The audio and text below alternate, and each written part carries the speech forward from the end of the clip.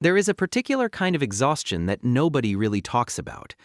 It is not the kind that comes from working too many hours or sleeping too little. It is deeper than that, quieter, more invisible. It is the exhaustion that settles into the bones of someone who has spent years saying yes when every single part of them was screaming no.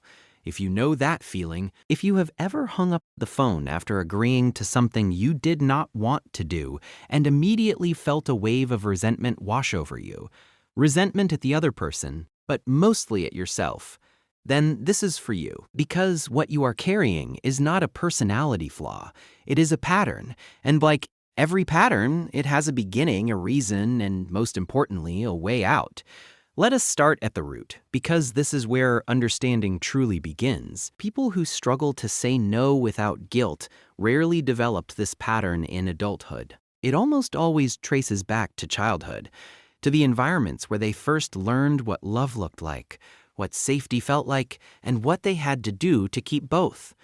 For many, saying no as a child was not safe. Maybe it led to punishment, withdrawal of affection, or conflict that felt unbearable to witness. Maybe they grew up around a parent whose emotions were unpredictable, and keeping the peace meant constantly scanning the room, reading moods, and adjusting themselves accordingly. Maybe they were praised endlessly for being helpful, agreeable, and easy.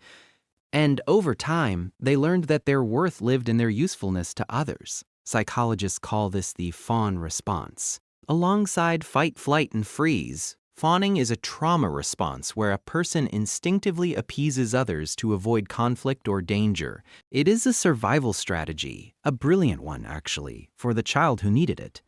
The problem is that survival strategies do not come with an expiration date. They follow us into adulthood, into friendships, into workplaces, and romantic relationships, quietly running in the background long after the original threat is gone.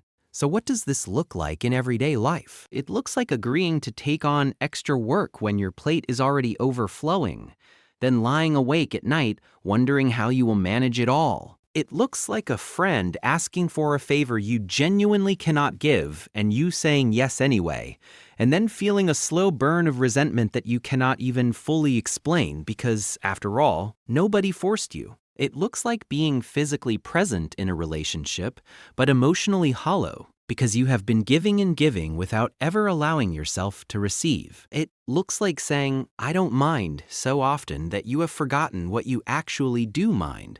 It looks like editing yourself, softening your needs, shrinking your preferences, all to make sure that the people around you remain comfortable, remain pleased, remain close. And underneath all of that behavior is one core belief, usually operating so far below conscious awareness that most people never even question it. If I say no, I will lose the love, the approval, the connection.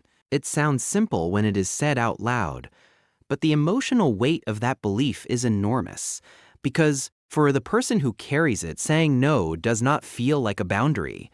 It feels like a betrayal. It feels like abandonment. It triggers a guilt so immediate and so physical that it almost resembles grief, a tightness in the chest, a sinking in the stomach, a voice in the head that says, "Who do you think you are to put yourself first?" That voice deserves attention because it is not your voice. It was handed to you.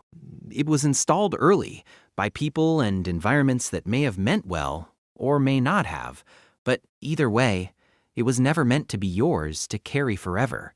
Understanding this is one of the most liberating realizations a person can have. The guilt you feel when you say no is not a moral signal. It is a conditioned response. It is your nervous system doing what it learned to do a long time ago to keep you safe. Recognizing that distinction between genuine guilt, which arises from actually harming someone, and conditioned guilt, which arises simply from prioritizing yourself, is where the healing begins. Here is something worth sitting with. Every time you say yes when you mean no, you are not just abandoning yourself in that moment. You are also quietly teaching the people around you who you are, or rather who you are not. You are teaching them that your boundaries are negotiable, that your time is freely available, that your discomfort does not need to be considered. And over time, relationships built on this foundation become deeply unbalanced. You feel unseen, even by people who love you, because the version of you they know is not the full version.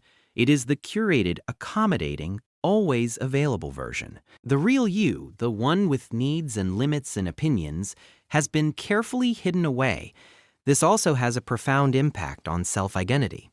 When you spend years defining yourself through your usefulness to others, the question of who you are outside of that role becomes genuinely frightening. Many people who struggle to say no report a deep uncertainty about their own desires, preferences, and even values.